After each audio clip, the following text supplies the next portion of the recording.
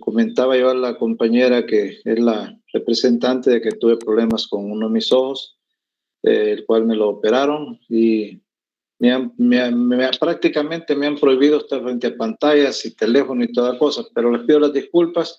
Pero por un lado, por otro lado, pues decirles sus notas, no he podido calificar, la verdad es que no he podido calificar, pero me comprometo que ya para el miércoles, jueves de la otra semana ya van a estar publicadas. En cuanto al trabajo que les voy a dejar para la parte del examen práctico, sí me comprometo que mañana se lo hago llevar a la compañera. Van a tener toda la otra semana para que me lo puedan estructurar. Y no son temas largos, son temas cortos, máxime que son grupos bastante amplios ustedes, pero no es un tema muy difícil de que voy a rebuscado, no es un tema simplemente de refrescamiento de muchas áreas que ustedes ya conocen, principalmente áreas anatómicas, lógicamente. El día de ahora yo les había dicho, me escuchan, disculpe antes de seguir, ¿me están escuchando? Sí, doctor, se escucha. Sí, ok. Ok, gracias. El día de ahora, pues yo le dije a las compañeras que íbamos a hablar sobre el sistema digestivo de monogástricos y sistemas poligástricos. Son dos temas muy amplios, muy interesantes, ya de que acuérdense de que la conversión de alimento en cuanto respecto a la ganancia de peso se tiene que dar, porque si no, de nada sirven las diferentes explotaciones, ya sean estas cárnicas, ya sean lecheras, en el caso de las aves, pues la postura. Y lógicamente, si tenemos una buena alimentación y nuestro digestivo está funcionando adecuadamente, entonces vamos a tener una conversión de alimento, ganancia de peso o alimento, ganancia en la parte reproductiva, sea esta leche, sea huevo, lo que sea, va a ser una conversión directa prácticamente. En este caso vamos a comenzar con lo que es la parte poligástricos. Yo más que voy a dar una pequeña explicación, sin embargo, más me gustaría de que ya que ustedes han tenido el tema y lo han podido estudiar, que me saquen todas las inquietudes que tengan y si en mí está el respondérselas, perdón, pues con todo gusto lo voy a hacer. Sin embargo, quiero comenzar dando un poquito de lo que es la parte poligástrico. Básicamente nosotros nos referimos, yo quiero decirles, no sé si tienen las dos presentaciones a la mano. Eh, eh, Hay una que es solamente poligástricos y está la otra presentación que dice poligástricos y monogástricos. Prácticamente la de poligástricos es casi igual, ya que no puede haber ninguna variación, ya que estamos hablando básicamente de los bovinos, de los ovinos y de los caprinos, que son los que van a presentar estas tres estructuras, estos tres preestómagos y un estómago verdadero. Cuando yo hablo de la parte de poligástricos, prácticamente estoy hablando de lo que son los rumiantes. Esta palabra de rumiantes se refiere a un nombre latino que se refiere al nombre de rumiare, y esto pues significa masticar de nuevo. Esa es la palabra prácticamente, masticar de nuevo. En esta parte lo característico es que los animales desarrollan de su estómago una parte que va a permitir que todo este alimento que consumen se fermente. Y esta fermentación se va a empapar de muchas bacterias ruminatorias o muchas bacterias, una flora bacteriana fermentativa. O sea, a estas se les puede conocer como bacterias pregástricas o también se les conoce mal habido, pero es un nombre que se conoce como preácida, ya que prácticamente el contenido ruminal es un contenido bastante ácido. Gracias a esta fermentación microbiana que se presenta en el rumen, es que se puede digerir y se puede utilizar los diversos componentes a través de las paredes celulares de los vegetales que constituyen su principal fuente de alimentación. Entonces, cuando yo hablo de poligástricos, básicamente estoy hablando de rumiantes. Básicamente estoy hablando de que sus estómagos van a permitir esa fermentación microbiana para que el alimento lo puedan utilizar a través de sus componentes celulares que están en la parte de los vegetales. Si hay alguna pregunta, vamos sacándola. Yo le digo, el tema este es un tema muy interesante, ya que no únicamente es porque son 3 preestómagos y un estómago verdadero, sino porque en la parte de los poligástricos, en la parte digestiva de los rumiantes, vamos a encontrar muchas patologías que aquellos que se dediquen a trabajar con especies mayores, pues van a vivir de ellas y es necesario que sepan lo importante que es. Quiero hacer un comentario. El día de ahora, por ejemplo, me escribió una compañera de ustedes que tenía problemas con una vaca que no podía comer. Y ella me decía que qué le podía dar para que empezara a rumiar.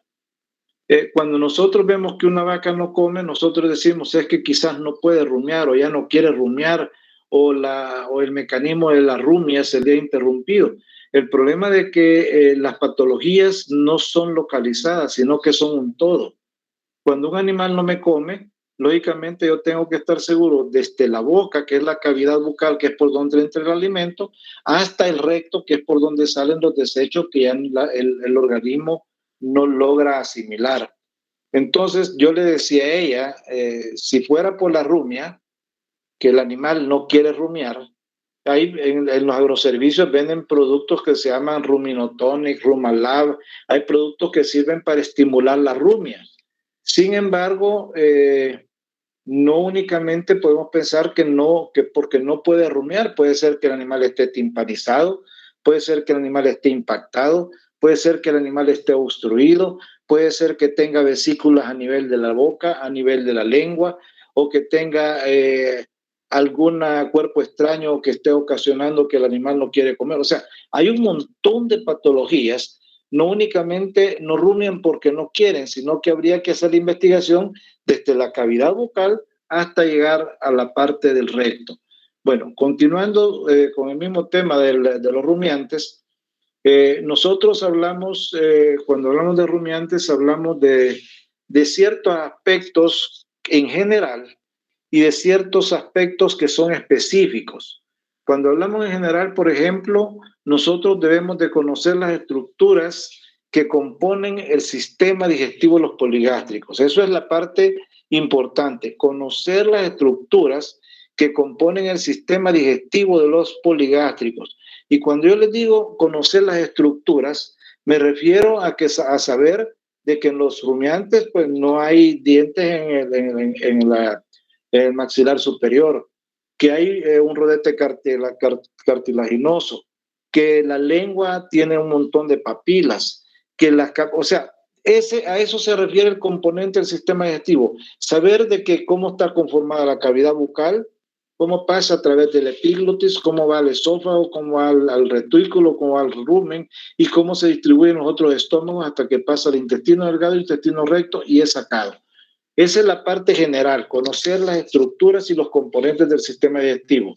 Y los específicos, hay ciertas características específicas, como es, por ejemplo, aprender la importancia de las diferentes estructuras del sistema digestivo en los animales, cómo funciona cada uno de ellos, identificar la diferencia anatómica, la diferencia fisiológica de cada una de las estructuras que están formando el sistema digestivo de los poligástricos. O sea, no únicamente yo me voy a quedar con la parte anatómica ya es conocida. Sin embargo, la anatomía y la fisiología van de la mano.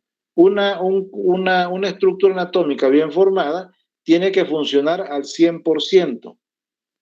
Me refiero un buen estómago que no tenga ninguna patología, que no tenga daños, lógicamente su parte fisiológica en cuanto a lo que es el tratamiento del alimento va a ser normal y este animal va a asimilar el alimento, lo va a convertir en ganancia de peso, en ganancia de leche, en ganancia de cualquier cosa que nos lleve a que está cumpliendo el objetivo de la parte anatómica y la parte fisiológica.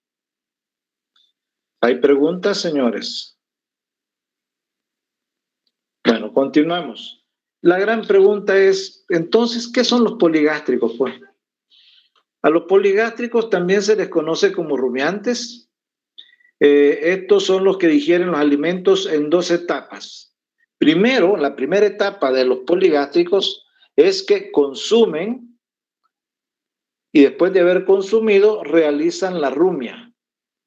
¿Ya? Cuando consumen y realizan la rumia, a esta se le va a conocer como regurgitación, o sea, el material que entró a través de la cavidad de la boca llega a la parte del rumen y ahí este material es semidigerido y se regresa para ser remasticado y en este momento el bocado o el bolo alimenticio va a permitir que este se deshaga mucho mejor porque en este momento se le va a embeber de saliva y las enzimas salivales son las que van a ayudar prácticamente a degradar el alimento para que éste vuelva a entrar al rumen y pueda ser asimilado de una mejor manera.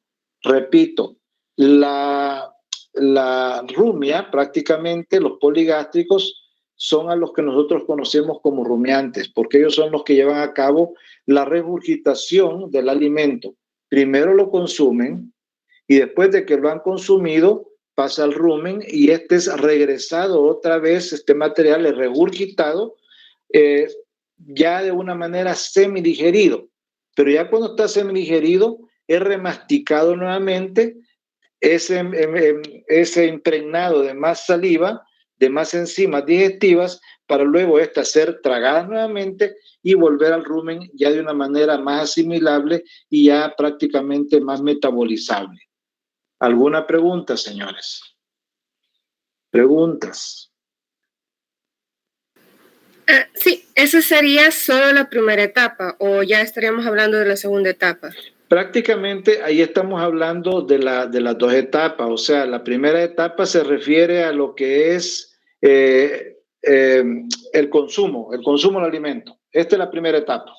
El animal anda al ras del piso y anda arrancando con su lengua y con su rodete dentario y con sus dientes en la parte inferior, hace una pequeña masticación, es el arrancar, la prensión, ese es el primer tiempo. Y el segundo tiempo es cuando este material semi-masticado es pasado al rumen, luego de ahí es regurgitado y después de ahí es nuevamente tragado ya en partículas mucho más pequeñas y mucho más asimilables. La primera etapa es la parte del arrancado del pasto, el consumo prácticamente, y el segundo prácticamente es la regurgitación del material y luego pasado el rumen para ser degradado a una partícula mucho más pequeñas. ¿Preguntas?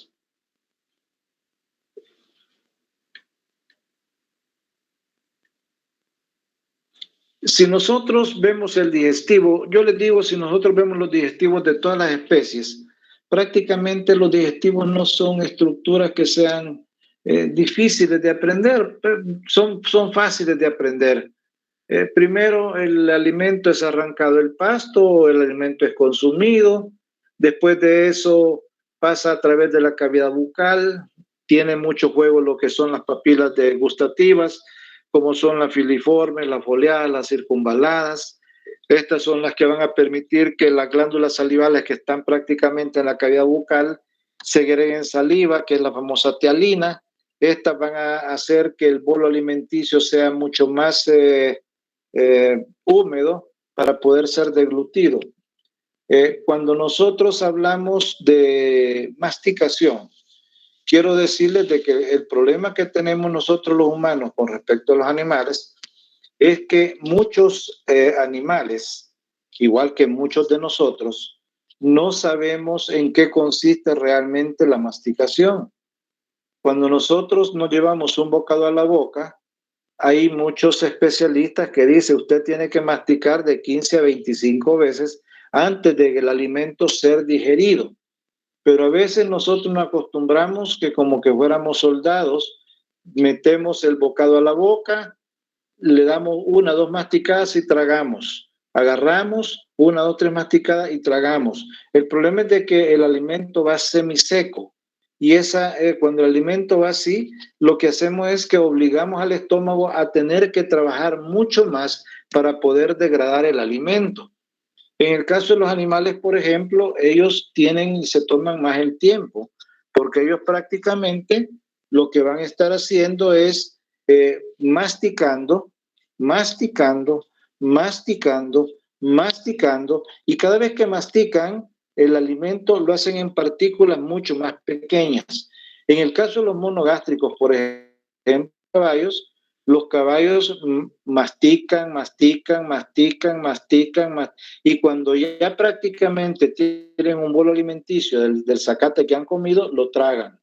En el caso de los cerdos, por ejemplo, el cerdo tiene similitud con lo que es el humano. Prácticamente agarra la bucarada, traga, agarra la bucarada, traga. En el caso de los humanos, yo les digo, muchos de nosotros nos acostumbramos a que no masticamos, sino que simplemente una, dos mordidas y para adentro, una, dos mordidas y para adentro. En el caso de los poligástricos es mucho más específico, mucho más característico. ¿Por qué? Porque ellos agarran el alimento, le dan una pequeña masticada y después lo tragan. Al tragarlo, lógicamente va semi destruido el alimento. Llega al rumen, ahí se enriquece de una flora, de flora bacteriana, de muchos bacterias ruminales, y esta es regresada o es regurgitada nuevamente hacia la boca, donde comienza lo que es la remasticación. Cuando ya ha bajado los elementos o en partículas mucho más pequeñas, es tragada para ser asimilada. Pero yo les digo, la digestión debería de ser de esa manera, o sea, degradar lo más que se pueda el bocado para que no forcemos mucho el estómago para trabajar. En el caso de los rumiantes, pues tienen la particularidad de que como la flora bacteriana es una flora bastante ácida y fermentativa, lo que los animales han comido y regresa al rumen, prácticamente ahí se termina de degradar, pasa lo que es retículo, pasa lo que es omaso, el abomaso, y de ahí pasa el intestino delgado para salir a través del recto o a través del recto. Básicamente yo les digo, el sistema digestivo en todas las especies es un sistema muy, muy, muy sencillo. Lo vimos lo vimos en las aves, por ejemplo, cuando vimos el buche, cuando vimos la molleja, cuando vimos las demás estructuras. La característica principal en el caso de las aves pues son los ciegos, que tiene 2 ciegos. En el caso de los bovinos, en el caso de los poligástricos, monogástricos, prácticamente presentamos un solo ciego. Sin embargo, el sistema digestivo, si ustedes lo logran ver en las pantallas que tienen ustedes ahí, pues van a ver que es un sistema muy, muy fácil. La boca, el rumen, la boca, perdón, el esófago, el rumen, el intestino grueso, ano. Y esa es toda la conformación del aparato digestivo. Lógicamente, en lo que es la parte de digestión, tiene una función muy importante lo que es el páncreas, una función muy importante lo que es el hígado, una función muy importante lo que es la secreción de la vesícula biliar, que es prácticamente la que va a dar la coloración de las heces. Por eso se habla de la coloración verde, la coloración café, hablamos de la estercobilina, hablamos de la bilirrubina, y esa va a depender muchas veces del tipo de alimento que estamos dando, muchas veces del estrés al que es sometido, pero prácticamente va a facilitar el de que se degraden las grasas, por ejemplo, en el caso de la vesícula biliar, que se degraden las grasas para que el alimento sea mejormente asimilado. Ahora, a través de los intestinos, lo que hace es pierde agua, y el alimento que va a ser utilizado, pues va a pasar a través del metabolismo de todos los sistemas que tiene para ser aprovechado el alimento. Y después de eso, pues lo que no se va a ocupar se va a descartar a través del recto hasta la salida a través del ano. Es un sistema muy fácil, un sistema muy, muy fácil de entender, pero es un poco complicado cuando se nos presentan enfermedades o patologías. Es un poco complicado. ¿Alguna pregunta?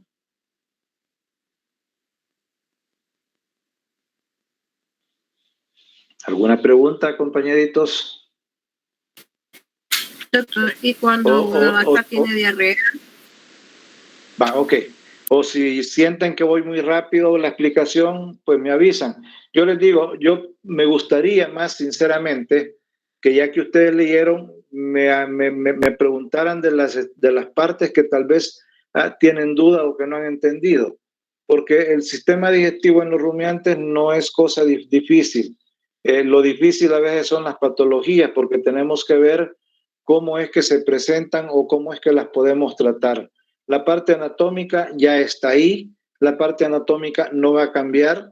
Sí puede cambiar el hecho de que nosotros destruyamos la flora bacteriana, sí puede cambiar si nosotros sometemos a ayunos muy largos que se nos puedan presentar úlceras gástricas o enrojecimiento de la mucosa en el caso de la gastritis. Y de esa manera se nos complica un poco.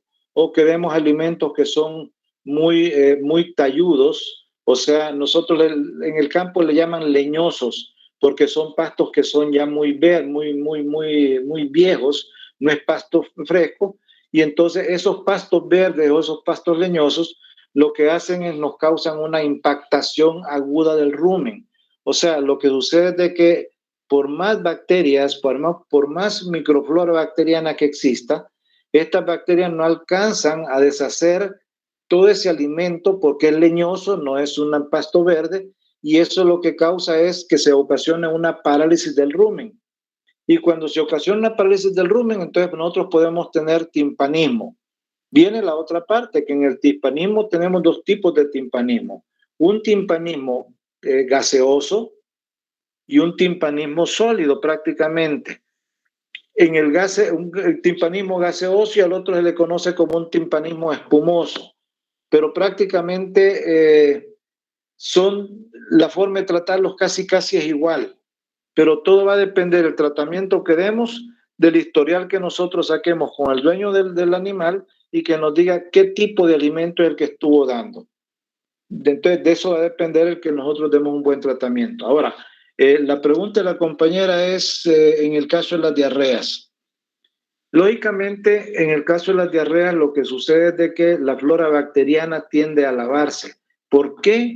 Puede ser por un alimento demasiado tierno. Por ejemplo, en el caso de los terneros, pónganle en el caso de los terneros recién nacidos, a ellos por lo general se les da lo que se conoce como una diarrea blanca, porque al momento que nacen y empiezan a mamar, el calostro prácticamente tiende a ocasionarles una limpieza de todo el meconium que ha quedado dentro de lo que son la parte intestinal y se les presenta una diarrea blanca. De esa manera, lo que se hace, pues simplemente dejar el ternero que deje de mamar y darle leche sustituta para que en lo que la leche inicial o el famoso calostro vaya pasando. El calostro es el que es rico en las inmunogamaglobulinas, que son las que les dan las defensas en los primeros días de vida. Sin embargo, hay animalitos que la inmunogamoglobulina les cae un poco mal y hay que dejarlos que mamen, pero también tenemos que ayudarlos con leche sustituta.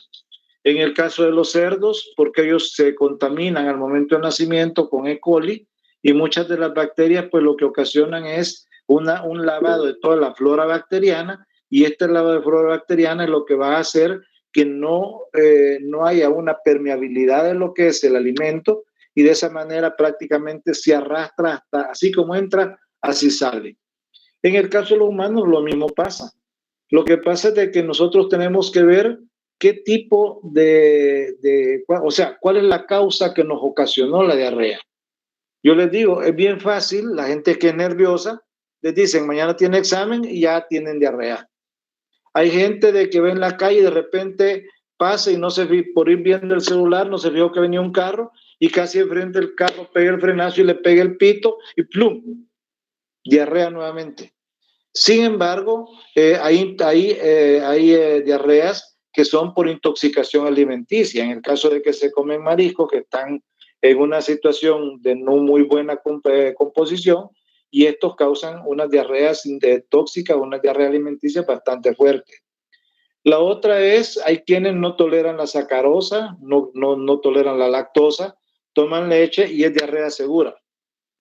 Y así, por ejemplo, o sea, no hay una etiología que yo les pueda decir, la diarrea se ocasiona porque se lavaron las bacterias. De hecho, cuando no hay una flora bacteriana adecuada, lógicamente las diarreas van a ser fuertes. Pero hay un montón de causas, puede ser nerviosas, puede ser por intoxicación, puede ser una alimenticia, puede ser por un montón de cosas. Por eso es de que no hay una etiología definida. Ahora, en el caso de las diarreas, nosotros hablamos de una situación. La diarrea se va a presentar porque el peristaltismo está aumentado. Y eso me quiero referir, les voy a hablar no en términos anatómicos, sino en un término salvadoreño. Dice, es que me chían las tripas, ¿verdad? Y cuando hablamos de me chían las tripas, lo que está sucediendo es de que su peristaltismo gastrointestinal está aumentado. Su peristaltismo gastrointestinal está aumentado.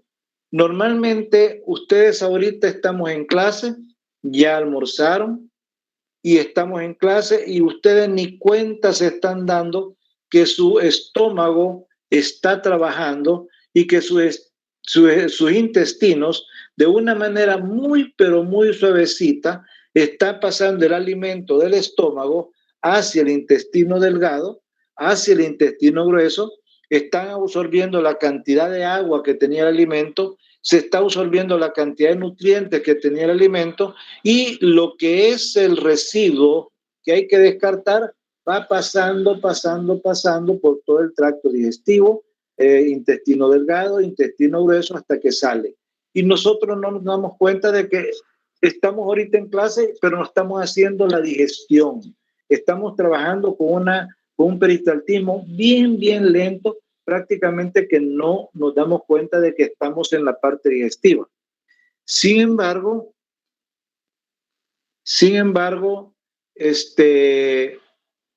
cuando tenemos esa chíazón de tripas, nos está indicando que el peristaltismo está aumentado. Hay unas pastillas que ustedes las conocen, la famosa loperamida o el famoso Lomotil, que lo que hace es, cuando ustedes la consumen, disminuir este peristaltismo. Y al disminuir este peristaltismo, lógicamente, vamos a quitar ese peristaltismo que está aumentado, va a empezar a entrar a un peristaltismo normal o casi normal. Cuando ya el medicamento ha hecho su función, prácticamente ya esa chíazón de tripa se les va a quitar y su peristaltismo va a empezar a sacar ya heces compactas, inicialmente pastosas, semipastosas y de último compactas. Pero es una manera de respuesta que tiene el organismo ante muchas situaciones de alimento, de estrés, de comportamientos ambientales. O sea, hay un montón de factores que son los que tendríamos que considerar antes de hablar a qué se debe la diarrea. ¿Preguntas? Doctor, yo tengo una pregunta. Digan. Va, como los equinos son monogástricos, ¿qué es lo que a ellos les provoca los cólicos? Ok. Los equinos son una especie muy delicada, pero muy delicada. Los cólicos se los pueden dar a veces el mal manejo que se le da al equino. A veces puede ser alimenticio, no digo que no, claro que el alimento siempre tiene que ver, pero fíjese de que un gran porcentaje de cólicos que se den equinos se da muchas veces porque damos muchos granos, damos mucho maicillo, damos mucho maíz, lo tenemos que acostumbrado a darle concentrado y de repente se les ocurre darle un poco de un su almur de maíz, un su medio almur de maíz o le dan maicillo y eso tiende a ocasionar que dé cólico porque no logra digerir esos granos. Sin embargo, otra de las causas del famoso cólico es cuando nosotros agarramos un caballo, lo vamos, lo trotamos, lo caminamos buen rato, una media hora, una hora, inmediatamente lo llevamos al depósito de agua y lo hacemos tomar agua. En ese momento es cólico seguro. Por eso es de que cuando ustedes anden a caballo y han andado una hora, 2 horas, al nomás llegar no le den de tomar ningún tipo de líquido a los caballos, porque es cólico seguro, uno. Y dos, la otra cosa es dar muchos granos o hacer cambios bruscos de alimento. Eso se da incluso en los perros. Ustedes tienen su perro con purina y de repente, plum, se van allá a Primary y le compran Dow Show y es diarrea segura. ¿Por qué? Porque no sabemos si el componente grasa y el componente proteína está en una relación balanceada, sino que puede tener alimentos mucho más ricos en grasa que en proteína. Eso es lo que tenemos que considerar. Por eso les digo, hay gente que tolera la lactosa, la fructosa, y hay gente que no tolera ningún tipo de leches. ¿Preguntas? Yo, doctor, quería preguntar si había una diferencia significativa en el sistema digestivo de las vacas lecheras con las vacas que son para carne. No, no hay ninguna diferencia. El digestivo es igual. Lo que nosotros modificamos en una vaca de carne y una vaca lechera, lógicamente, es el tipo de alimento que vamos a dar. En el caso de las vacas lecheras, pues damos alimentos que tienen a veces un poco más de proteína comparado con el ganado de carne, que nosotros tratamos de darle un poco más de relleno. En el caso de la vaca lechera, nosotros damos proteína de alta calidad porque esperamos obtener mayor producción láctea. En el caso del ganado de carne, pues muchas veces se va haciendo poco a poco. O sea, la leche nosotros la obtenemos a diario, 1 o 2 ordeños al día. Entonces, lógicamente, tenemos que dar proteína de alto rendimiento. En el caso del ganado de carne, como estos van ganando el peso de una manera muy lenta, entonces no hay necesidad de dar un concentrado especial, sino más que todo lo que tenemos que hacer es ver que pasen comiendo todo el día pasto, concentrado o algún tipo de alimento que les esté manteniendo el peso y les esté manteniendo la producción de carne. Pero el digestivo no tiene ninguna diferencia, para nada. Lo que nosotros hacemos es modificamos el alimento que le vamos a dar.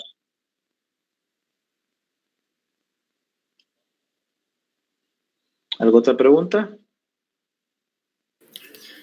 Sí, una compañera pregunta que si a los equinos les da torsión gástrica. Sí.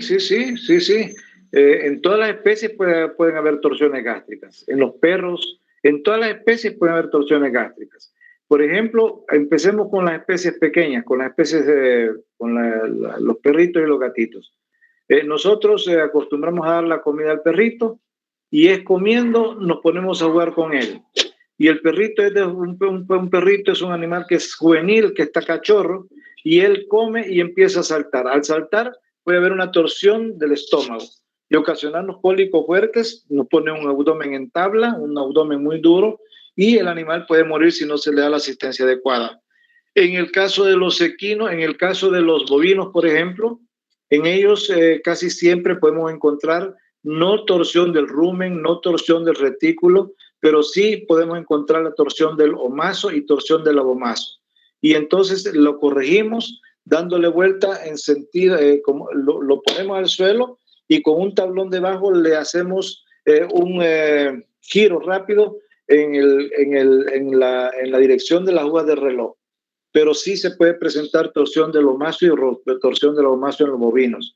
Y en los equinos también se puede presentar torsión del estómago por sobrecarga alimenticio y por ejercicio casi inmediato después de haber comido. En todas las especies se pueden presentar las torsiones, claro que sí. Difíciles de tratar, por cierto, pero sí se dan y se pueden corregir.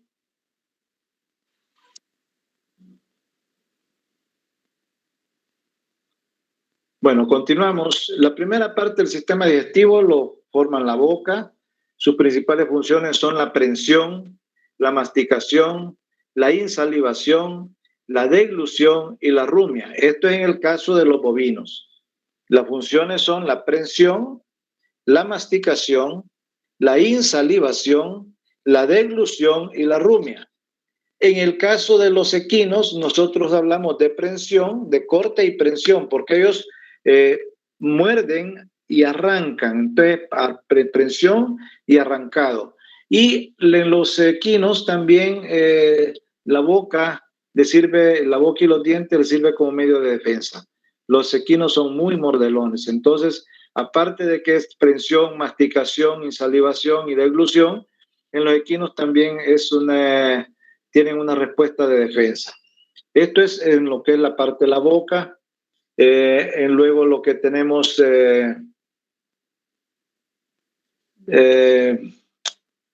en lo que son las glándulas, tenemos las glándulas parótidas, las glándulas molares anteriores, las glándulas palatinas, las glándulas bucales, las glándulas faríngeas, las glándulas submaxilares, las glándulas sublinguales y las glándulas labiales. Estas son las glándulas prácticamente que tenemos nosotros en la cavidad bucal. Las glándulas parótidas, por ejemplo, producen cerca de la mitad de la producción diaria del total de saliva. Estas glándulas están situadas en lo que son los maceteros, o sea, en los famosos cachetes. Producen casi la totalidad de la saliva. Las glándulas molares y las palatinas, las bucales, las faríngeas, estas tienen una estimulación mecánica de la boca, del esófago y de las secreciones del retículo ruminales. Y las otras glándulas, las submaxilares, las sublinguales y las labiales, estas producen pequeñas cantidades de saliva, son bastante mucosas. Diga. ¿Qué presentación tiene? Porque yo estoy presentando y no está diciendo nada de lo que yo estoy teniendo. Perdón, no le escuché bien. De que está explicando de las glándulas, entonces no sé qué presentación tiene usted ahorita. Porque no está explicando nada de lo que yo estoy presentando. No, es que yo por eso les decía de que me hubiera gustado que la clase de ahora fuera más interactiva en cuanto a sus dudas que tuvieran. Entonces yo ahorita les estoy hablando un poquito de glándulas, les estoy hablando un poquito de todo, pero yo quisiera de las dudas que ustedes tienen del tema, me preguntaran. Entonces de esas yo ahorita trato de llevar una presentación de parte por parte, pero más me gustaría de que ustedes me pregunten dudas que tienen con respecto a lo que es el digestivo en rumiantes. O sea, tienen ustedes las presentaciones de monogástricos y poligástricos. Ahorita estamos hablando más que todo de poligástricos. Monogástricos todavía no hemos tocado. Por eso les decía, si hay dudas con respecto al digestivo de los rumiantes, hagamos las consultas. Ya ustedes tenían que haber leído el tema. Tienen que haberlo leído, pues, o sea, es parte de la cosa de que si tienen el tema, le den una leidita antes de la clase para de esa manera podernos entender mejor.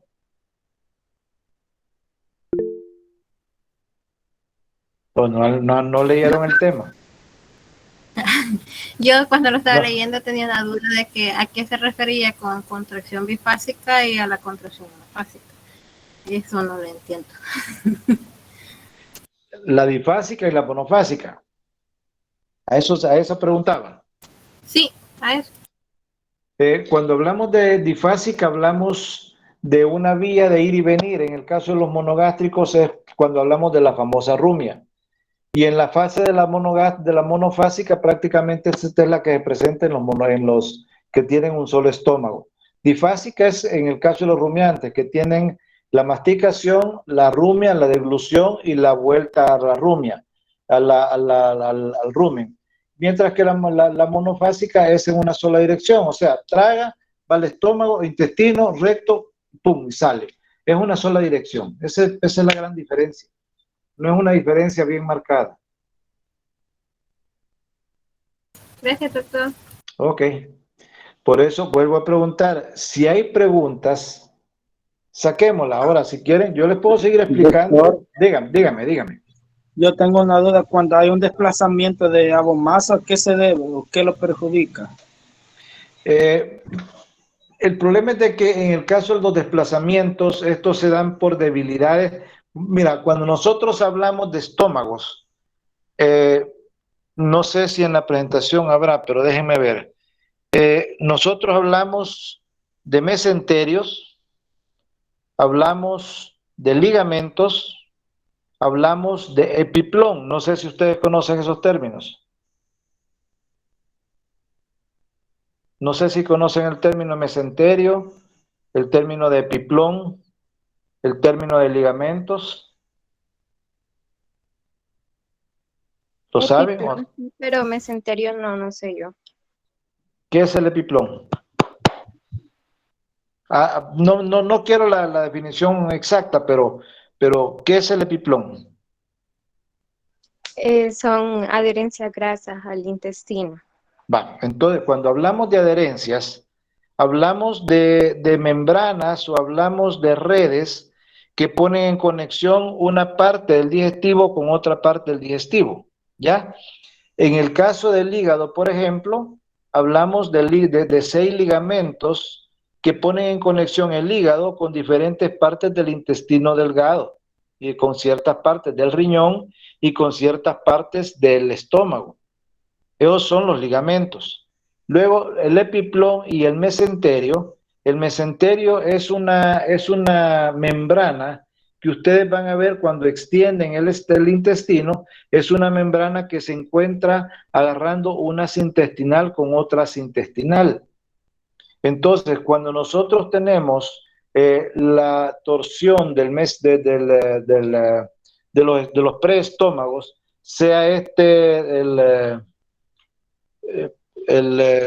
cualquiera de los estómagos, aparte del rumen y el retículo, puede ser el omaso y el abomaso, se da porque estos ligamentos o estos mesenterios o estos epiplones están debilitados, o sea, están, ¿qué les dijera? Como que fueran vencidos. Entonces están flácidos y esto permite que estos órganos se desplacen con mucha facilidad. ¿Por qué? Porque no dan la tensión adecuada para mantener a los órganos en su posición normal. En el caso, pónganle de la preñez en las vacas, tenemos el ligamento ancho del útero. Este ligamento ancho del útero a veces por cuestiones nutricionales o por cuestiones traumáticas, este ligamento se pone flácido, se pone aguado y entonces permite que con el peso del feto el abdomen se le venga y casi tope en el suelo. Son patologías que no se pueden revertir. En ese caso, el animal hay que mandar el rastro. En el caso del abomaso y el omaso, si se presenta torsión y nosotros vemos que estamos dando una buena alimentación, si vemos que estamos dando un buen cuidado, entonces nosotros decimos, podemos tratarlo dándole un giro rápidamente en base a las agujas de reloj. Ahora, si nosotros vemos de que este animal ha consumido, se metió al lote del vecino que tenía una maiciera y se voló la mitad de la milpa, lógicamente la alimentación de tanto grano me va a ocasionar que este peso me bote prácticamente las uniones de una estructura con otra. En ese caso se va al rastro, porque no vamos a lograr ni dándole vuelta 3-4 veces con un tablón que regrese a su posición normal.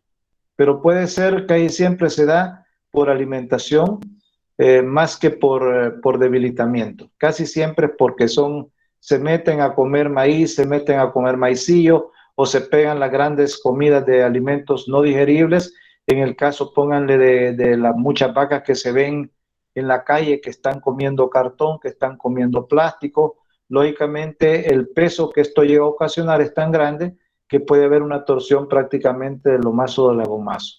Pero eso es por ahí, es alimenticio, ahí sí no puede hacer nada más que rastro. ¿Preguntas?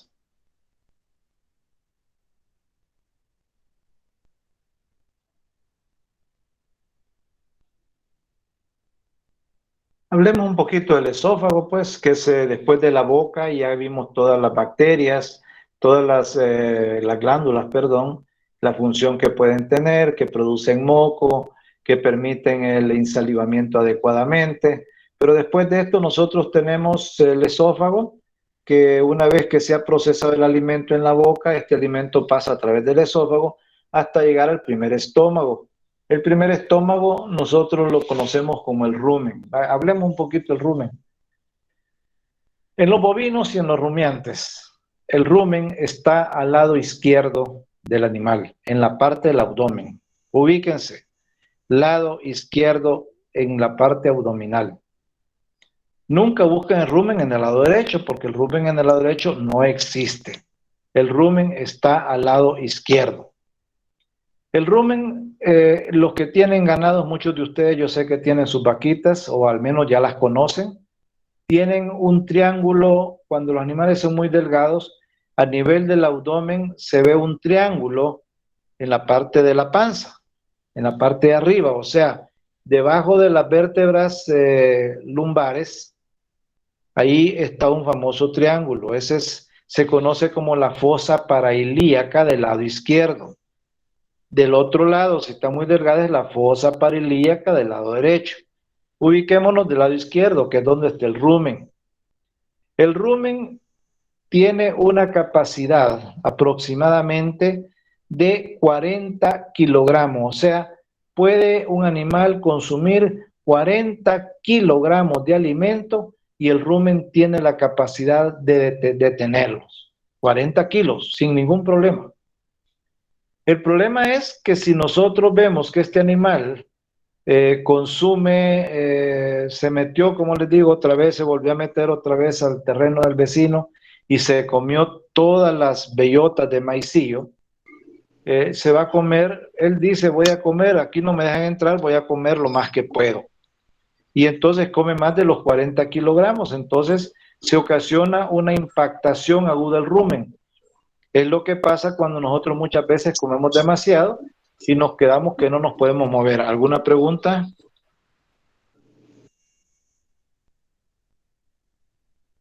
¿Alguna pregunta? Yo tengo una consulta. Entonces, doctor, Sí, diga.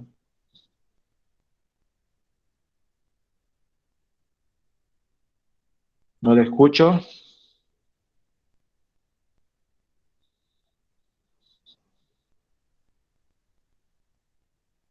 No le escucho.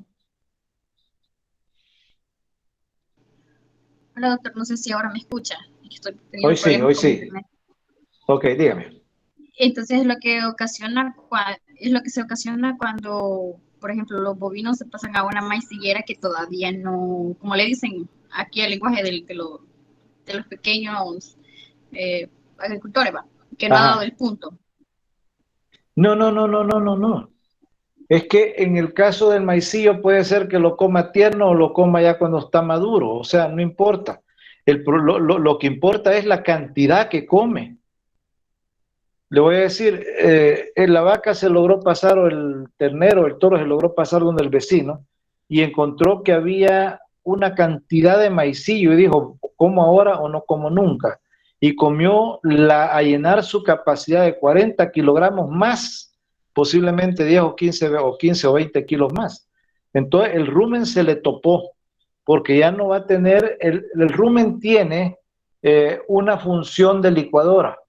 O sea, esta tiene movimiento, tiene un movimiento continuo, a manera de que el alimento más pesado va pasando a la parte más ventral y esta pasa a lo maso y luego a lo vamos para sacarse a través del intestino. Pero como este rumen ya perdió su función o su mecanismo de licuadora, entonces quedó estático, se impactó, se impactó. Entonces, el primer diagnóstico es que ustedes a través de la fosa parilíaca del lado izquierdo, que es donde queda el rumen, ustedes van a colocar su mano contra esa fosa, puede ser una así, o la otra es poner su estetoscopio haciéndole presión en esa fosa, a manera de escuchar si hay o no hay movimientos ruminales.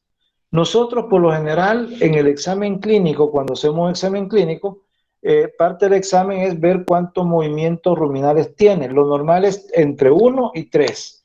No puede tener 5, no puede, ni puede decir no tiene ningún. Si no tiene ningún movimiento, hay parálisis ruminal. Hay una atonía ruminal, también se le conoce como atonía. Si ustedes ponen su estetoscopio y no escuchan que el rumen se mueva, o ponen su mano fuerte contra el rumen y esta no presenta que esté trabajando, hablamos de que el rumen está paralizado. Hay una atonía ruminal o hay una impactación aguda del rumen. En ese caso, podemos hacer dos cosas. Una, tratar de ver si con una laxante o un purgante bovino lo hacemos que logre limpiar. Si no hace así y metemos el brazo a través del recto y lo que tocamos es un tubo, no hay ningún contenido de heces fecales, nosotros decimos este es el síndrome del brazo seco. No hay un túnel, es un túnel pero está seco, no hay heces. Entonces lo que nos tocaría es hacer una ruminotomía, o sea, entrar por el lado izquierdo, incidir, llegar al rumen, abrir el rumen y sacar la mayor cantidad de contenido ruminal que tengamos. Después de eso, pues cerramos rumen, cerramos peritoneo, cerramos el músculo, el oblicuo y el transverso abdominal, cerramos subcutáneo y cerramos piel y el animal se salvó. Si no lo hacen así, el animal se puede morir por la atonía o por la parálisis ruminal. No, es bien bonito, yo les digo, es bien bonito. La verdad es que el rumen hay que conocerlo bien. Primero, saber cuál es su posición y segundo, cuáles son las patologías que se pueden presentar. Y las patologías son una sobrecarga alimenticia, básicamente. Una sobrecarga alimenticia cuando está en un lugar donde come adecuadamente. Sin embargo, yo les digo, yo he sacado del rumen, he sacado plásticos, he sacado lazos, he sacado piedras, he sacado ginas. O sea, el animal cuando está comiendo y tiene hambre, come todo. Y el principal problema de esto es de que yo la vez pasada les decía, en el caso de los rumiantes, ellos una vez tragan, no pueden regresar el bocado. Ustedes se comen una espina de pescado y tratan de regresarle donde esté, pero tratan de sacarla. En el caso de los bovinos, una vez ellos tragan, el producto que tragan va para el rumen y si es un material que es pesado, se va a la parte ventral. Si es una parte en cantidades grandes, pues lógicamente va a ocupar toda la capacidad que el rumen tiene. Pero es una parte muy interesante, el rumen es una parte muy interesante, la capacidad que tiene es muy grande y hay que considerarlo. Yo les digo, la alimentación es básica, básicamente. Doc, Sí, ¿por qué se da una parálisis ruminal? por la sobrecarga alimenticia. La parálisis se da, la parálisis se da básicamente por una sobrecarga de alimento. Yo le digo, eso es lo más común. Otra de las causas que puede dar también es la ingesta de irritantes o de tóxicos. También eso causa una atonía ruminal. En el caso, póngale, por decirle una vez, los bovinos tienden, a los bovinos les gusta la sal, ¿ya? Y usted le puede poner en un tablón una libre sal y ellos llegan y se comen la libre sal sin ningún esfuerzo. Le dijeron a una señora, le gusta la sal a los bovinos, entonces dijo, bueno, si le gusta la sal, le voy a echar la sal en la canoa donde tenía el agua. Y el problema fue de que cuando la vaca llegó y tomó agua, sintió que había sal y empezó a tomar y tomar y tomar y tomar y tomar agua para querer alcanzar donde estaba la sal. Prácticamente la vaca reventó. O sea, ellas no tienen el impedimento de decir, ya no quiero, sino que siguen buscando. En este caso, el animalito esta buscaba la sal, no sabía que era agua con sal, y entonces prácticamente reventó la vaca, prácticamente llenó su capacidad y reventó. Entonces, casi siempre las impactaciones se dan por sobredosis o por sobrealimentación, básicamente. Doctor, y con el procedimiento que dijo que se abría el rumen y se extraía, ¿no hay peligro de que haya derramamiento en la cavidad o algo así? Mire, nosotros estamos acostumbrados a hablar de contaminantes y uno de los principales cuidados que yo voy a tener es de que si yo voy a abrir el rumen, lógicamente antes de abrirlo yo tengo que ver de pegar el rumen, adicionarlo a las paredes externas, o sea, la piel prácticamente. Yo suturo el rumen con una sutura de colchonero, una puntada continua, la pego a lo que es la piel del animal. Esa es una.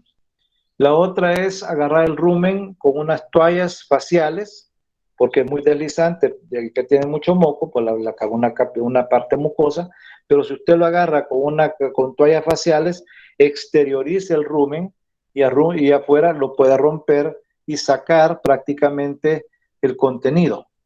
Eso lo puede hacer.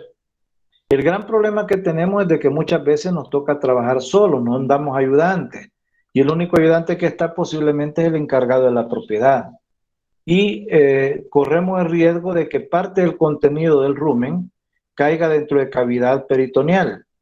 Y entonces nosotros decimos, si cae líquido o contenido ruminal, se me va a hacer una peritonitis. No está usted equivocada. Se puede hacer una peritonitis. ¿Y con qué se cura la peritonitis? Con antibióticos en dosis elevadas. Entonces, ¿qué es lo que vamos a hacer? Si yo vi que parte del contenido ruminal me cayó dentro del rumen, entonces yo tranquilamente sigo trabajando, trato de ver que no se siga derramando más contenido ruminal en el peritoneo y trato después de cerrar, y una vez cerrado, yo vi que cayó contenido en el rumen, me voy con dosis altas de antibiótico y lo saco adelante, no hay problema.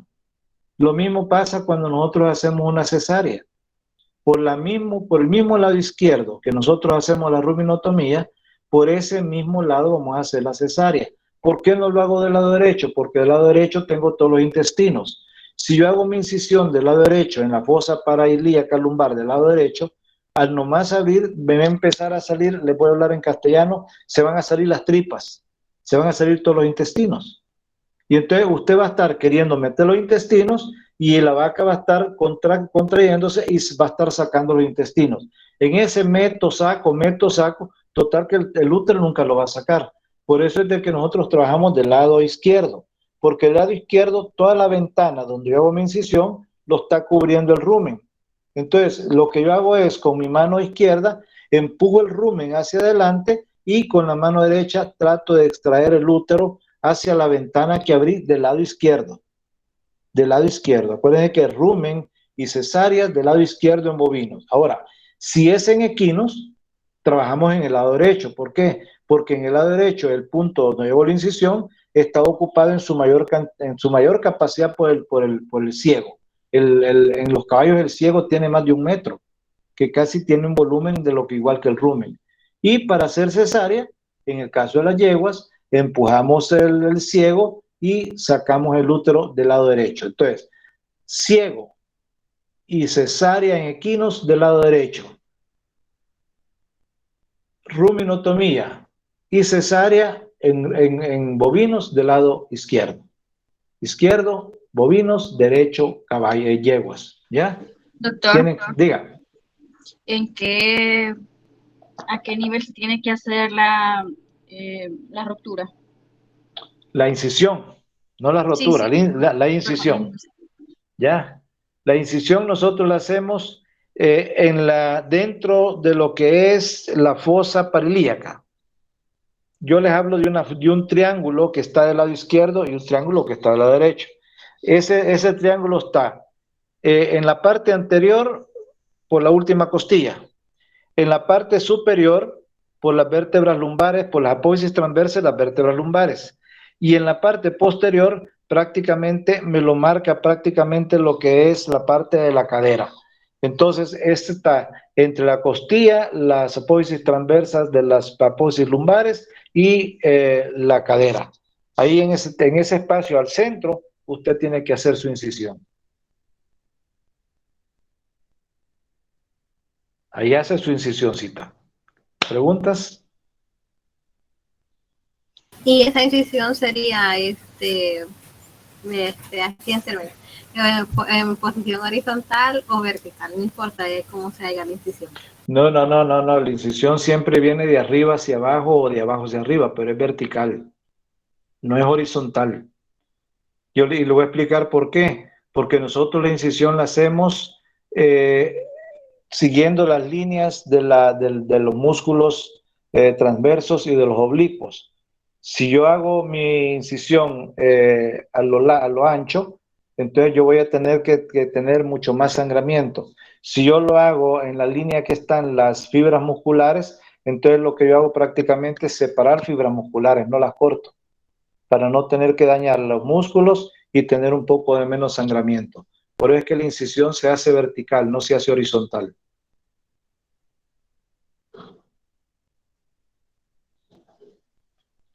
Gracias. Ok.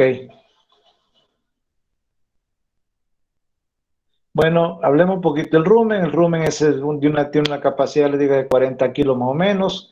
El rumen está dividido en sacos. Estos sacos están separados por pilares musculares. El rumen sirve de almacenamiento de alimento.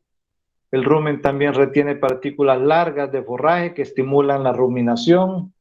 Y básicamente esa es la función del rumen. Luego tenemos el omaso, que es el tercer estómago. Es un órgano pequeño, es compacto, es un poco ovalado. Se localiza al lado derecho del rumen. Es un órgano de transición entre lo que es el rumen y lo que es el abomaso. Prácticamente es un órgano de paso nada más. Luego tenemos el retículo. El retículo se encuentra en la parte de adelante o en la parte craneal.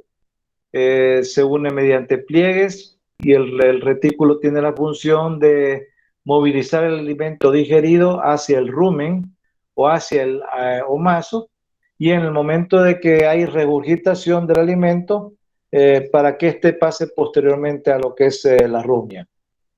También se habla de un órgano de transición, pero este permite movilizar el alimento digerido o bien hacia el rumen o bien hacia el omaso. Y luego de eso tenemos el abomaso, considerado de la parte fúndica prácticamente. Está en la parte derecha, en la parte inferior. Tiene forma de un saco alargado, al cual se le conoce como fondo de saco, igual que en los monogástricos. En él desemboca a través del píloro en el duodeno y consta de un epitelio mucoso con unos pequeños orificios de glándulas pépticas. Básicamente el digestivo en rumiantes está dado por rumen, retículo, omaso y abomaso. En la nomenclatura anterior se decía panza, bonete, librillo y cuajar. Con ese número, ese es el otro nombre que se conoce, la famosa panza, el rumen. Yo les digo, tenemos rumen, retículo, omaso y abomaso, o panza, bonete, librillo y cuajar. Esa es la nomenclatura anterior, pero que todavía a nivel de muchas alcaldías todavía se maneja esta nomenclatura anatómica: panza, bonete, librillo y cuajar. O en el caso de que les guste la sopa de pata, pues el digestivo de los rumiantes en lo que son la parte de los estómagos. Esto es lo que cocinan y esto es lo que lleva la sopa de pata. La redecilla, o dependiendo de la parte que ustedes pidan, tenemos el rumen, retículo, omaso. Todo esto lo lavan bien, lo ponen acá a cocer a unas temperaturas altas, le quitan lo que es la parte interna de lo que es el digestivo de que corresponde a la membrana serosa, a la membrana mucosa, perdón. Se le quita, se lava bien, se lava con un poquito de cal, y después de eso le dan otra lavada, le dan otra hervida y la pasan al mercado para la sopa de pata. Es riquísima, yo se la recomiendo. ¿Alguna otra pregunta?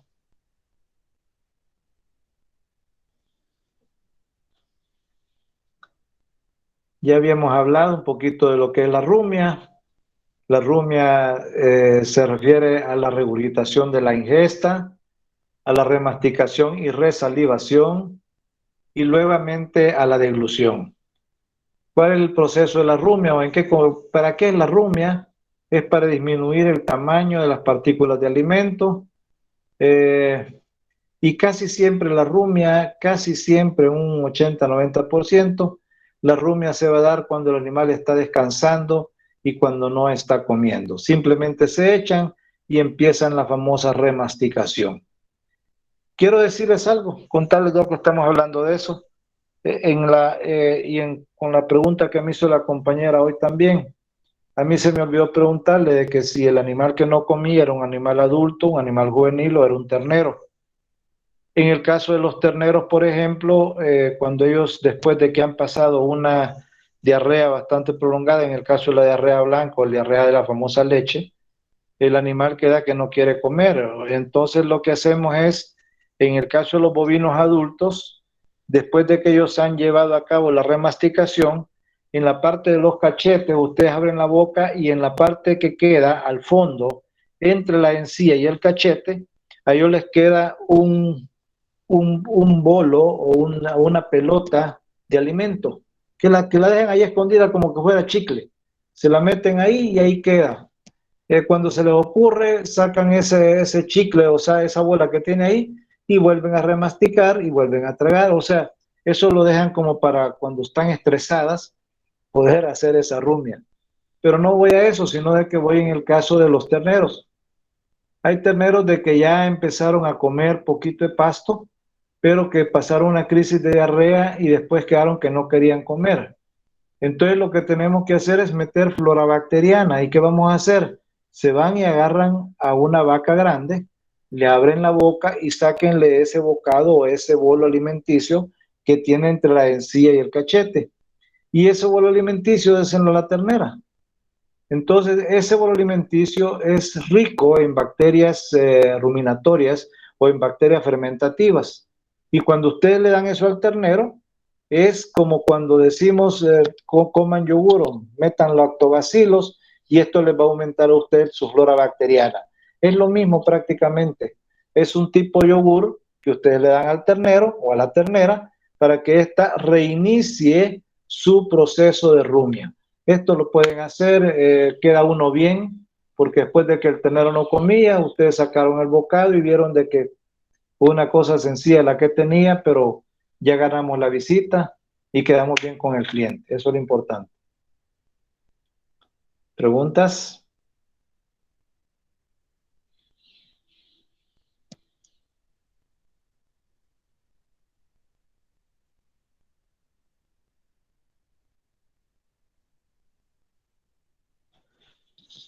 Aquí hay algo de lo que decía la compañera de los patrones de motilidad.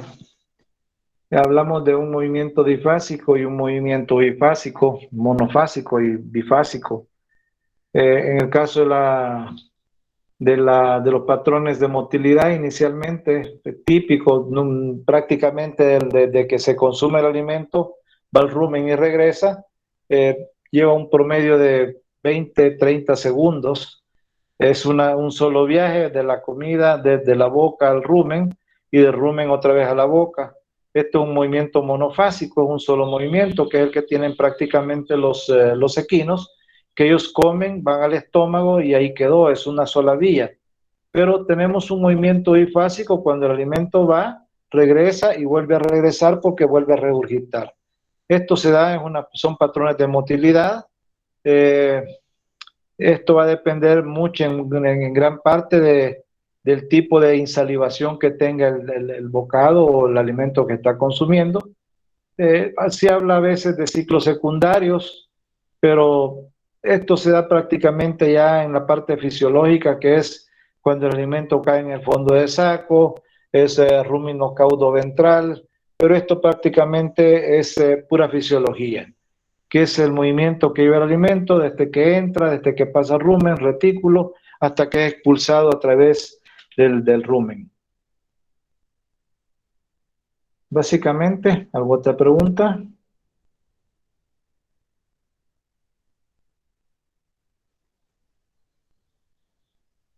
¿Alguna otra pregunta? Miren, hay tantas preguntas. Yo quisiera de que ustedes me despertaran realmente. Yo les digo, si estamos hablando de ganado, no sé, con el ingeniero Leighton, me parece que va a llevar la parte de reproducción en bovinos. Y cuando hablen de reproducción, van a hablar del desarrollo de lo que es el aparato genital. Sin embargo, muchas veces el desarrollo va a depender de una buena digestibilidad, de un buen desarrollo digestivo. Y por ejemplo, yo les digo, miren, ya quítense la idea de trabajar con perros, sinceramente. Vean, busquen la manera de trabajar con ganado. Miren, ahorita, por ejemplo, si ustedes vayan donde vayan, van a ver clínicas veterinarias, clínicas veterinarias, clínicas veterinarias. Y sí es cierto que hay una gran cantidad de perros, pero busquemos ya una diversificación en cuanto al tratamiento de las especies. ya no perros y gatos. Por ejemplo, yo les digo porque de las cosas importantes, por ejemplo, vaya, muchas de las compañeras posiblemente ya son mamás, son madrecitas, y hablamos de que nació el bebé y los primeros días fueron puro pecho, pura chiche, y el bebé así se alimentaba. Llega un momento en que dice el pediatra, bueno, vamos a empezarle a meter un poquito de Herbert de frutas, vamos a empezarle a dar un poquito de coladitos, de comida de esta, y poco a poco el pediatra recomienda cómo van a hacer para ir haciendo el estómago del bebé. Sin embargo, cuando yo les digo esto es porque a mí me gustaría, por ejemplo, que me preguntaran al cuánto tiempo el animal empieza a comer o cuánto tiempo se va a llevar a cabo el destete. ¿Cuándo es el destete? ¿Qué es el destete? Pues, o sea, pero no me preguntan nada de eso y créanme que miren, es lo que yo quiero que ustedes hagan, que ustedes despierten y vayan no únicamente con lo que es la clase. Por eso es de que hoy lo que voy a hacer, le voy a dar los temas, me los van a estudiar y los vamos a empezar a discutir mejor. Porque si yo hablo, ustedes se enfrascan nada más en lo que yo estoy diciendo. Yo lo que quiero es que ustedes despierten y maduren intelectualmente. Por ejemplo, el día de mañana van a ir a ver un ternero y le van a decir, disculpe doctor, ¿y cuándo va a empezar a comer ¿Y cuándo nació? Nació antier. ¿Y cuándo va a empezar a comer? Ah, no sé, ni yo tampoco, ¿va? Entonces, no podemos estar en ese impasse. Por ejemplo, hablemos de los perritos. Los perritos nacieron ayer y dicen, es que la perra los desteta a los 25 días. Ah, los desteta. Y cuando los desteta, ¿qué quiere decir? Que ya no les va a dar chiche. ¿Cómo no? Si les va a seguir dando chiche. Lo que pasa es que ya no va a pasar metido, acostado con ellos porque ellos pasan mamando las 8 horas, las 24 horas del día. ¿Por qué? Porque pasa que a los 25 días ya este perrito ya tiene dientillos y cuando está mamando ya le muerde el pezón a la hembra, entonces ya duele. Entonces viene la perra y dice, no, ya ustedes ya tienen dientes, ya tienen que empezar a comer. Y ella los aparta, porque ya cada vez que ella se echa para que mamen, los perritos en vez de mamar le muerden el pezón y eso causa dolor. En el caso de los bovinos, ¿qué es lo que pasa? ¿Cuándo es que ellos van a estar listos para empezar a comer? ¿A qué edad? ¿En qué edad? Entonces, ahí es donde nosotros hablamos de cómo es que el estómago en los terneros les va a ir desarrollando. Y hablamos de preestómagos con una capacidad de 0.75 litros, ni siquiera 1 litro. Luego hablamos de 8 semanas, donde ya los preestómagos ya nos empiezan a aceptar un poco más de alimento. Y luego pasamos a las 12 semanas, donde ya aumenta un poco más su capacidad de digestibilidad. Y cuando tenemos 1 año, entonces ya sus preestómagos ya toleran un equivalente a 90 a 100 litros de alimento. Entonces, ¿cuándo es que nosotros vamos a destetar este animal? ¿Cuándo es que la vaca ya no lo va a querer? Ahora, nosotros podemos alimentarlo de una manera artificial. Sin embargo, la pregunta que el ganadero les va a hacer a ustedes es, ¿cuándo este animal va a empezar a comer? Y ustedes tienen que tener una respuesta. ¿Preguntas? Doctor, Diga. yo tengo una... Dígame. Diga. Que primero le pregunte a Roxana y luego yo. Va, ok. Que no se destetan a los 3 meses. ¿Cómo no? Por eso le digo. En dado caso. Sí, no, por eso yo le mencionaba. Porque hay ganaderos que los chivos los quitan a los 3 días de haber nacido o incluso los venden tiernos. Algunos ganaderos no lo dejan, a los que destetan son a las hembras a los 3 meses. Sí, no, lo que usted está diciendo es bien cierto. El negocio del ganadero no son los machos, sino que son las hembras.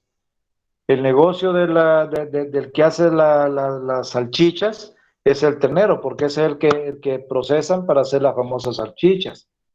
Pero sí, el destete prácticamente se puede dar ya a partir de los 90 a 120 días. Ahí es donde se da el destete. Pero realmente todavía ustedes pueden ir al campo y ver terneros de 1 año que todavía andan buscando a la mamá para mamarle, pues. pero el destete prácticamente se da entre los 3 meses y los 4 meses. En los perritos, en los gatos, prácticamente los 25 días se destetan. Ahora, en el caso de las vacas que son reproductoras, a ellas 3 meses es lo normal. Pero si no le tiene mayor cuenta el estarla cuidando, dejan que el ternero, les dicen, déjenle una chicha al ternero, va a dejarle una teta al ternero para que se termine de criar. Hay veces llegan terneros que prácticamente llegan al año mamando. Sin embargo, cuando una vaca está con ternero y le toca ya prácticamente llegar a la época de un segundo parto, lo recomendable es 2 meses antes de que sea el parto, o sea, a los 7 meses, destetarlo por total, para permitir que la vaca le eleve sus niveles de calcio y al momento del parto no se nos vaya a hacer una vaca hipocalcémica o vaya a caer con la famosa fiebre de leche. Pero lo normal a los 3 meses, sí, tiene razón, a los 3 meses se destetan las hembras y los machos, pues al día de que parió, ese día se quitan y se venden. Muchos los compran y los amamantan aparte y los desarrollan como terneros de engorde, y otros pues que los venden a gente que hace embutidos y ellos los compran para hacer los embutidos. Pues los compran de un día.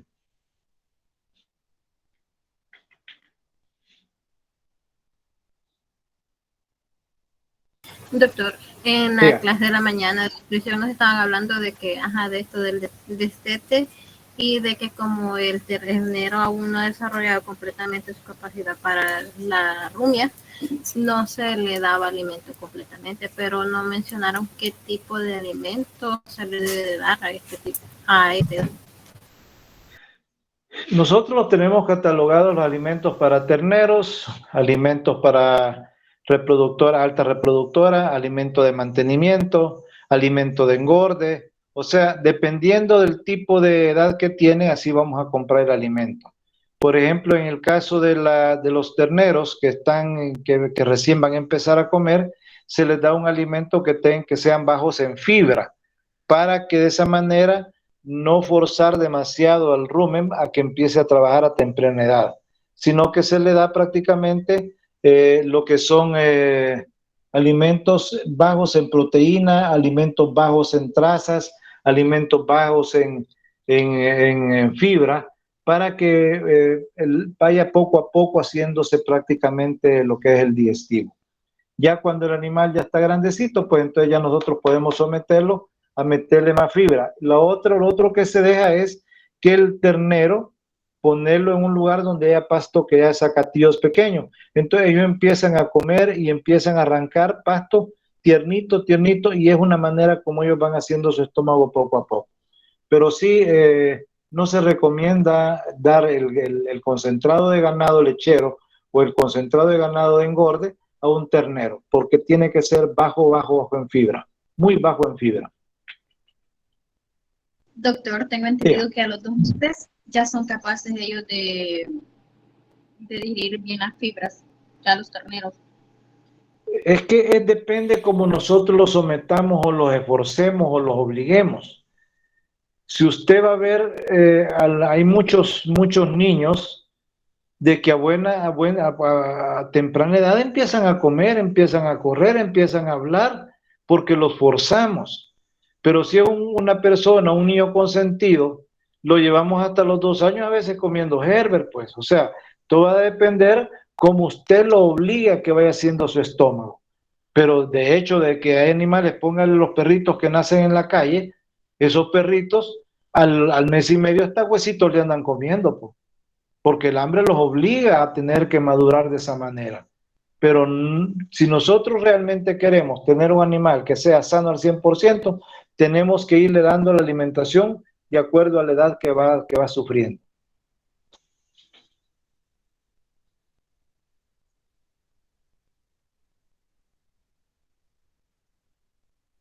Hay dentro de lo que son los tiempos para la digestión prácticamente, hay un calendario que desde el momento en que el alimento entra a la boca hasta que pasa el rumen y el retículo, normalmente en un animal deberían de pasar 28 hasta 30 horas es un tiempo desde que el animal entra a la boca, rumia, regresa, remastica, vuelve a tragar. Ahí entre la boca y el retículo rumen deben de pasar un promedio de 30 horas. Luego de eso, entre el abomazo y el abomazo, más o menos transcurre un promedio de 1 a 4 horas el alimento a través de ese paso.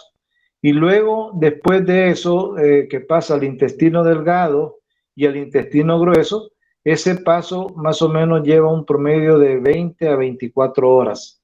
O sea, desde que el alimento entra hasta que el alimento sale, prácticamente puede tardarse un poquito, casi un día, casi cada 24 horas se están llevando a cabo la digestión. De la boca al retículo, más o menos 30 horas, de lo más o lo más son de 1 a 3 horas, y el intestino grueso al intestino delgado pasan 20. Entonces, más o menos estamos hablando como de un día, día y medio, en que la digestión se esté dando completamente el ciclo de lo que es la digestibilidad.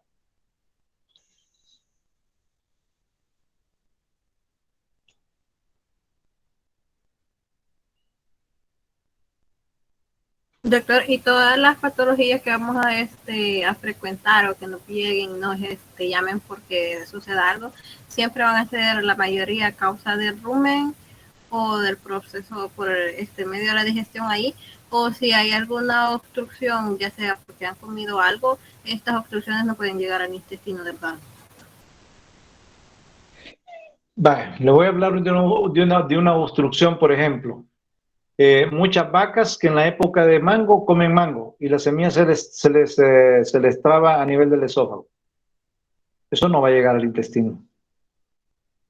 Eso queda en el esófago y el animal no puede, se escapa a ahogar. Entonces hay que empujarlo con una sonda que ese mango pase hasta la parte del rumen retículo.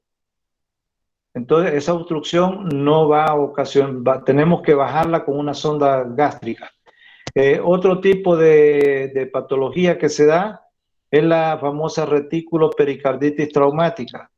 La retículo pericarditis traumática se da porque los animales, yo les decía, una vez tragan no pueden regresar ningún tipo de cuerpo extraño, pueden tragar grapas de cerca, pueden tragar clavos, pueden tragar agujas. Si ustedes han llegado a hacer un procedimiento de vacunación, se les cayeron las agujas y no las recogieron, el animal llega, anda comiendo, encontró la aguja, pum, se la traga y todo eso se va para el rumen. Por el peso, estos cuerpos metálicos o estos cuerpos extraños no van a ser regurgitados a cavidad de boca, sino que por su peso, estos metales, estos cuerpos extraños se van a la parte ventral de lo que es el rumen. Y cuando se va a la parte ventral, en la parte ventral nosotros encontramos el retículo en la parte de adelante. El movimiento de licuadora hace que estos cuerpos extraños pasen al retículo y en el retículo está vecino con el corazón. Este cuerpo extraño perfora el retículo, perfora el pericardio y empieza a apoyar el corazón. Es lo que se conoce como una retículo pericarditis traumática. Ahí únicamente el tratamiento es quirúrgico, ahí solamente ruminotomía. Hay que abrir el rumen, hay que irnos a la parte ventral, hay que buscar todos los cuerpos extraños. Yo les digo, miren, cuando metan mano en rumen, no la metan confiados porque pueden encontrar un montón de cosas. Clavos, grapas, agujas, pedazos de alambre y pueden puncionarse. Y adentro acuérdense que están trabajando con mucha flora bacteriana y puede ocasionar problemas de índole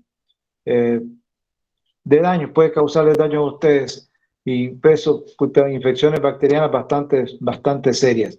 Entonces no metan la mano así con tanta confianza, se va metiendo la mano poco a poco, se va tocando y si tocan cuerpos extraños se sacan. En la actualidad, las ganaderías modernas les meten un imán dentro del rumen a las vacas, se pone con un aparato que se conoce como lanzabolo. Es un aparato, el imán lleva cerca de 10 centímetros, va borrado con un plástico y se mete con un lanzabolo, se mete por vía oral, se va por el esófago y por su peso se va a la parte ventral y cuando caen materiales que son metálicos, este imán los jala y es una manera de no permitir que pase el retículo para que perjure el pericardio. Que en la mayoría de las ganaderías lo están haciendo, están implantando estos imanes para evitar las famosas enfermedades de la ferretería, como se conoce.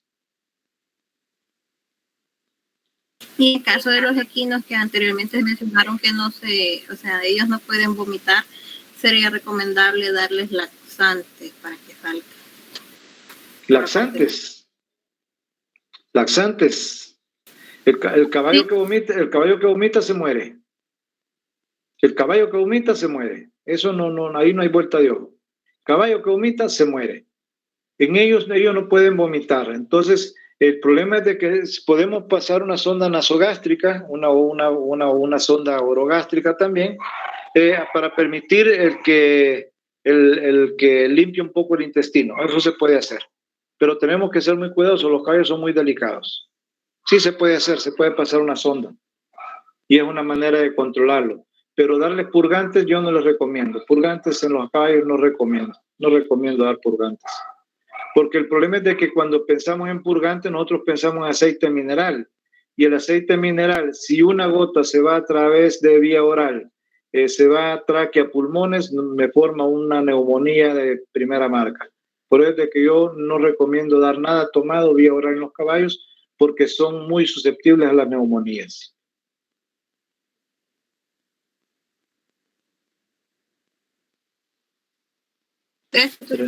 Ok.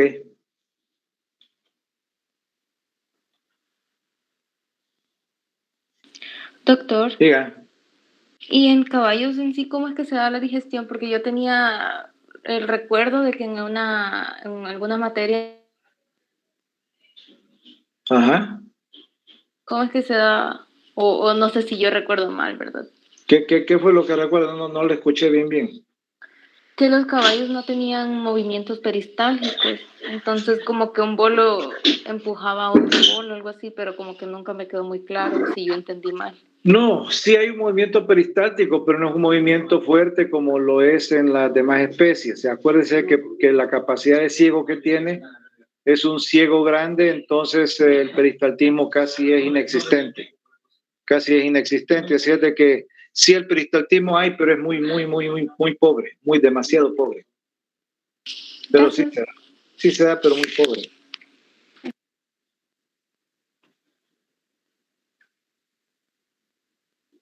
¿Qué es? El mango. Les dejo de tarea, averígüenme qué es la cetosis. Averígüenme qué es la cetosis. Averígüenme qué es laminitis.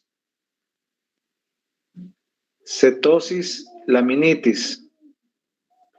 Averígüenme esas todas enfermedades. Averígüenme cuál es la causa principal. Solo sé que es alimento y qué tratamiento se recomienda, ¿verdad? Bueno, por acá nos quedamos.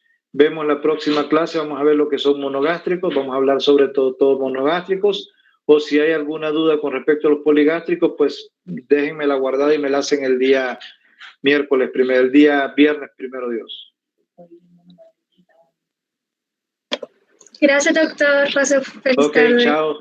Cuídense. Gracias, doctor. Chao, cuídense. Dios me los bendiga. Gracias, Cuídense. doctor.